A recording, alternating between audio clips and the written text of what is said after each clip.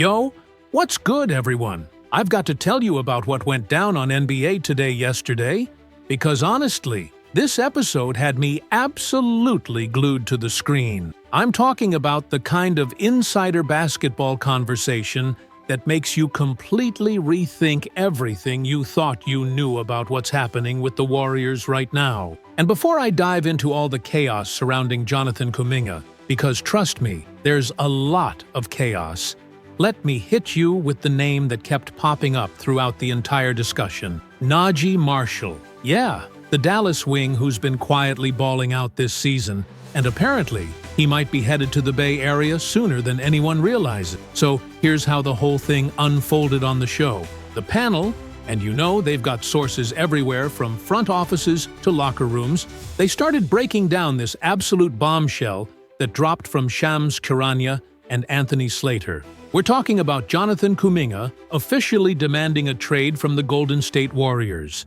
Not requesting, not exploring options, demanding. And today, January 15th, just happens to be the first day he's actually eligible to be traded after signing that 2-year deal in the offseason. The timing? It's not a coincidence, and the NBA Today crew made that crystal clear. Hey, what's up, everyone? Real quick before we get into everything, that like button is literally what determines if this reaches hundreds or thousands of fans. Takes 1 second, but makes a huge impact on the channel's growth. Just smash that like button right now. It's the easiest thing you can do, but honestly, the biggest way to support this content. Every single like pushes this further, so hit it now. But before I get into all the Kuminga drama, because that's where this gets really messy, let me paint the bigger picture that the show was laying out.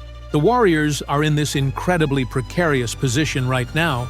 They've got Steph Curry still playing at an MVP caliber level, averaging like 29 points a game, legitimately carrying this team on his back night after night.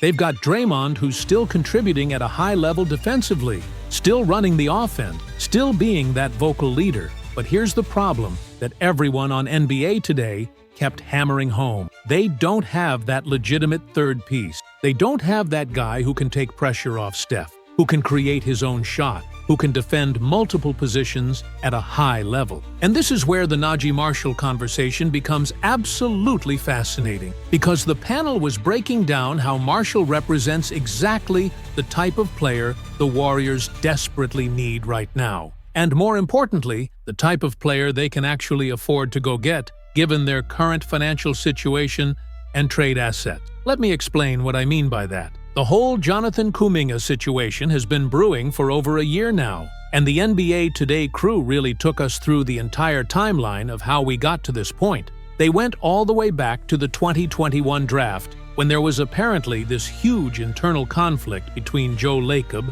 the owner, and Steve Kerr, the head coach, about who to draft. Kerr wanted Franz Wagner, who's now an all-star caliber player with the Orlando Magic. The Warriors went with Kuminga instead, and that decision has haunted this organization ever since, because the fit has never been right. The show really dove deep into the dysfunction here, and it was honestly uncomfortable to watch them break it all down, because you realize just how badly this relationship deteriorated.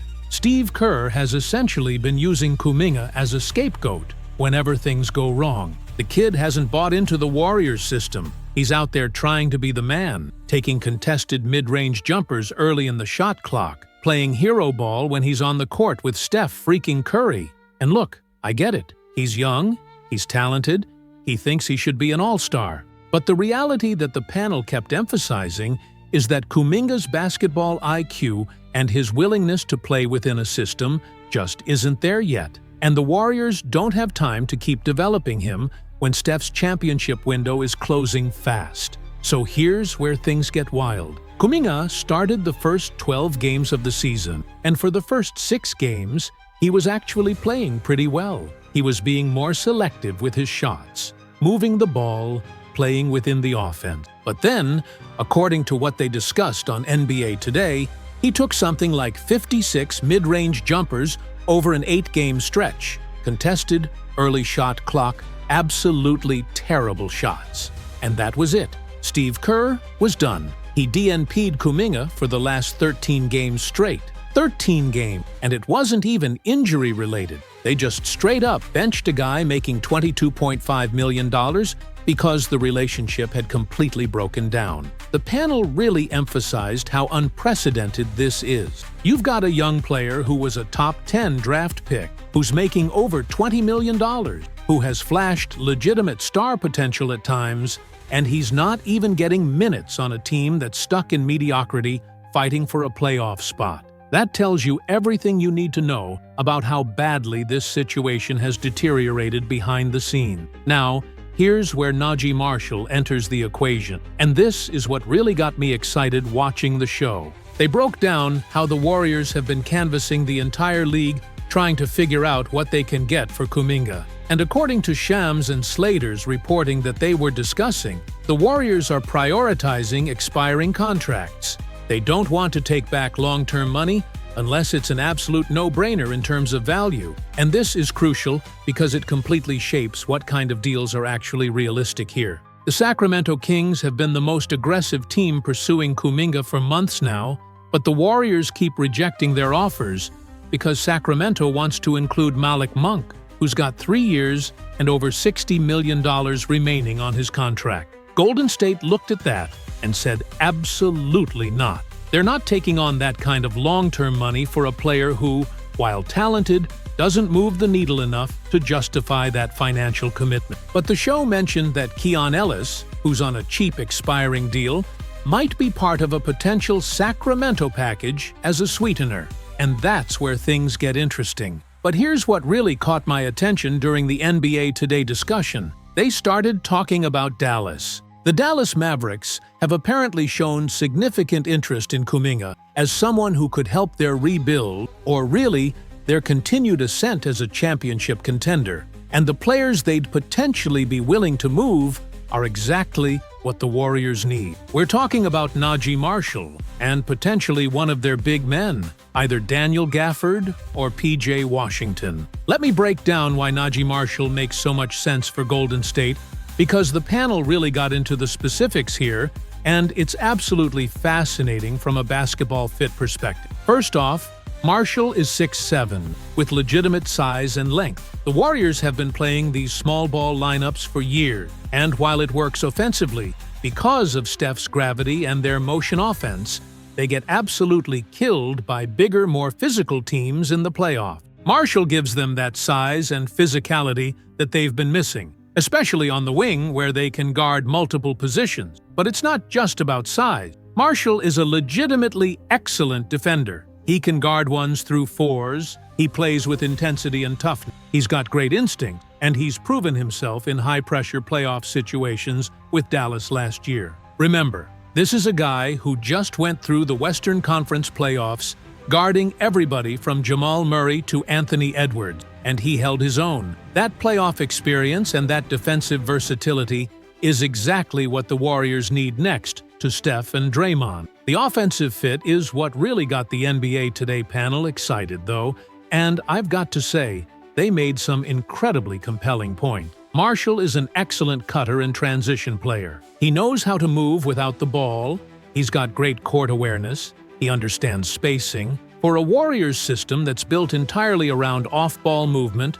backdoor cuts, and creating advantages through constant motion, Marshall is like the perfect plug-and-play guy. He doesn't need the ball in his hands to be effective, which means he can thrive next to Steph without taking away from what makes Golden State's offense special. And here's something the show really emphasized that I think people are sleeping on. Marshall's three-point shooting could absolutely explode playing with Steph Curry. Right now with Dallas, he's a decent shooter, nothing spectacular. But the Warriors' offensive system generates more open looks than basically any team in basketball because of the attention Steph commands. Marshall would be getting wide-open corner threes all game long, and the panel was discussing how players' shooting percentages consistently jump when they play alongside Curry because the quality of their looks improves so dramatically. If Marshall's three-point percentage jumps from, say, 35% to 40% playing in Golden State's system,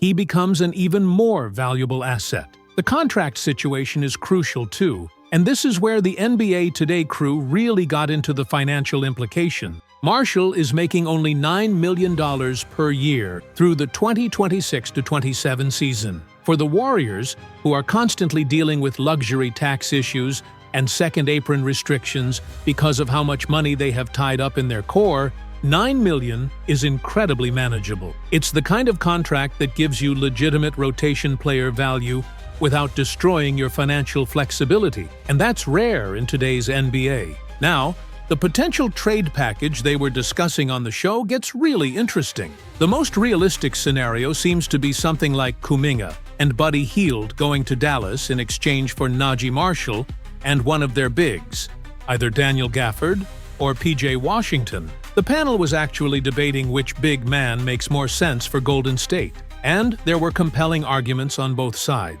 Gafford gives you this ultra-athletic, rim-running, shot-blocking center who can finish lobs and protect the rim. He's essentially what the Warriors thought they were getting when they signed Kevin Looney, except younger and more athletic. The argument for Gafford is that he shores up the biggest weakness the Warriors have, which is interior defense and rim protection. When Draymond sits, or when teams attack the paint, Golden State has nothing. Gafford would change that instantly. PJ Washington, on the other hand, gives you floor spacing and versatility. He can play the 4 or the 5. He can shoot threes at a decent clip. He's got size and length to defend multiple positions, and he brings a physical presence that the Warriors absolutely lack. The argument the panel was making for PJ is that he raises the Warriors' offensive ceiling because now you've got another legitimate three-point threat who can space the floor, which makes Steph even more dangerous and opens up even more driving lanes and cutting opportunities. Personally, and the show kind of leaned this way too, I think PJ Washington makes more sense for what the Warriors need. They've survived without elite rim protection before because Draymond's help defense and their overall team defense has been good enough. What they haven't been able to overcome in recent playoff runs is getting bullied physically and not having enough shooting to keep defenses honest. PJ gives you both size and shooting, and that combination is incredibly valuable in today's NBA. But here's where things get really complicated, and the NBA Today panel spent a lot of time on this because it reveals just how badly the Warriors have mismanaged this entire situation. According to Shams and Slater's reporting, the Warriors haven't even talked to teams about certain players that everyone assumed they were pursuing. Like, there's been all this speculation about Michael Porter Jr. potentially being available from Denver, and everyone just assumed the Warriors would be all over that, because Porter is exactly the type of young wing with size and shooting that they need. But the show revealed that Golden State has never shown real interest in a Porter trade. They've never even engaged seriously in those conversations. The Nets apparently want 2 first-round picks for Porter, and the Warriors aren't willing to meet that asking price. And look, I get it to some extent. 2 firsts is a lot to give up for a player who has his own injury concerns and defensive limitations. But the panel was really questioning whether the Warriors are being too conservative here, whether they're missing their window to actually capitalize on what's left of Steph's prime by being unwilling to pay the price for impact players.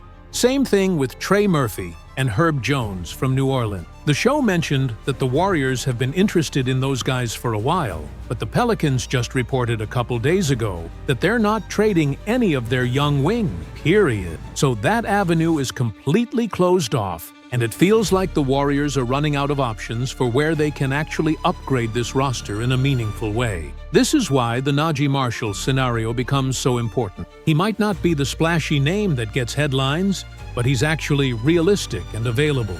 Dallas could genuinely be motivated to move him if it means getting a young player like Kuminga, who they believe they can develop into something more. And for the Warriors, Marshall checks so many boxes. He's a two-way player. He fits their system perfectly. His contract is manageable, he's got playoff experience, and he addresses multiple needs simultaneously. The panel also got into how desperate the Warriors' situation has become, and honestly, it was kind of brutal to watch them lay it all out. They talked about how Joe Lacob, the owner, has essentially failed to surround Steph Curry with championship-caliber pieces in the post-Kevin Durant era. They've made some terrible decisions, passing on guys like Lauri Markkanen, Alex Caruso, Pascal Siakam in various trade discussions, and now they're paying the price for that. Steve Kerr even admitted publicly that the Warriors can't compete with teams like Oklahoma City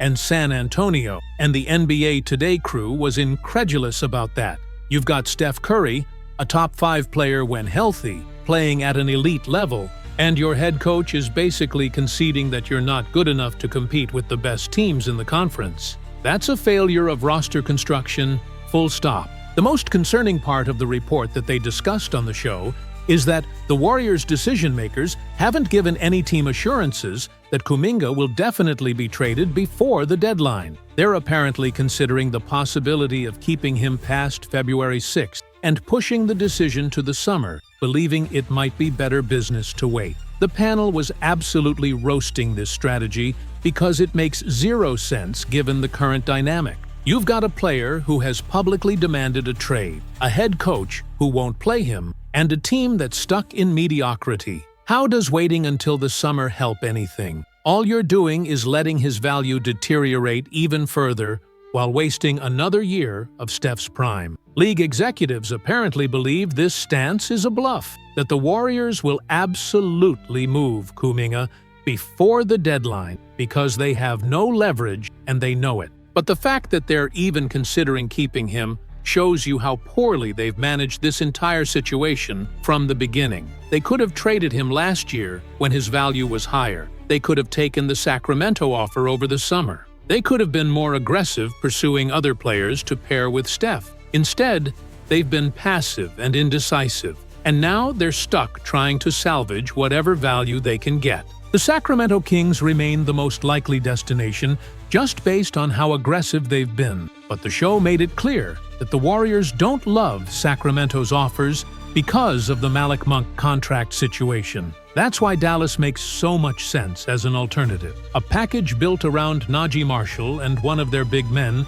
gives Golden State immediate help in areas they desperately need without taking on problematic long-term money. Marshall's timeline also aligns better with Steph's remaining prime years. He's 26, he's in his prime right now, he can contribute immediately to winning basketball. What really struck me watching NBA Today break all this down is how this trade deadline could legitimately determine whether the Warriors have any chance at competing for a championship in Steph's final years. If they whiff on this, if they end up getting minimal value for Kuminga, or if they keep him and waste another month of the season with a dysfunctional roster, this could be the moment we look back on as when their window definitively closed. But if they can pull off something like the Naji Marshall trade, if they can actually add a legitimate two-way wing who fits their system and addresses their needs, maybe they've got a puncher's chance. You'd be looking at a rotation with Steph, Marshall,